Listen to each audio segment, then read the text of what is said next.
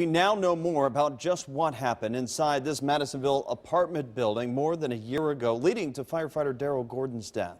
A 350-plus page report includes dozens of recommendations for change inside the Cincinnati Fire Department.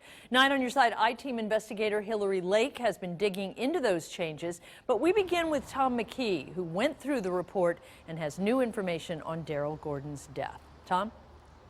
Well, this report details how Daryl Gordon became separated from 3 colleagues that March morning. It also details how he never got word that there was an elevator door on the 5th floor. And it also says it took more than 10 minutes for anybody to realize that he'd fallen down the shaft. On that fateful March day, fire apparatus operator Daryl Gordon was working with Heavy Rescue 14.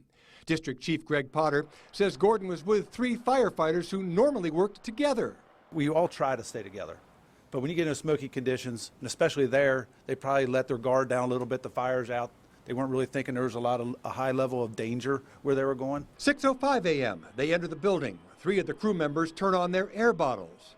They had their bottles ready to go, and Daryl didn't. They work their way to the 5th floor to begin search and rescue, and all 4 begin to put on their face masks. Daryl had one more step to do, turning his bottle on, and even though that's probably only took him a few seconds, that was just a few seconds enough to get him a little bit behind those guys as they went onto the floor. 6:10 a.m. Gordon by himself now checks an apartment, not knowing the others have located an elevator door and marked "Do not enter, open shaft" on it.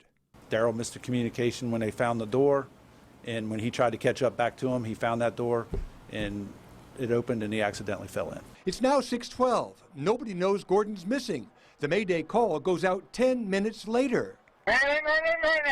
We have a firefighter down. Gordon is rescued by 6:36, but his injuries are too severe and he dies. Chief Richard Braun says the goal of the line of duty death report is to prevent something like that from happening again. We're extremely critical of ourselves because we are one step away from disaster. If we don't do it right the first time, all the time, some bad things happen.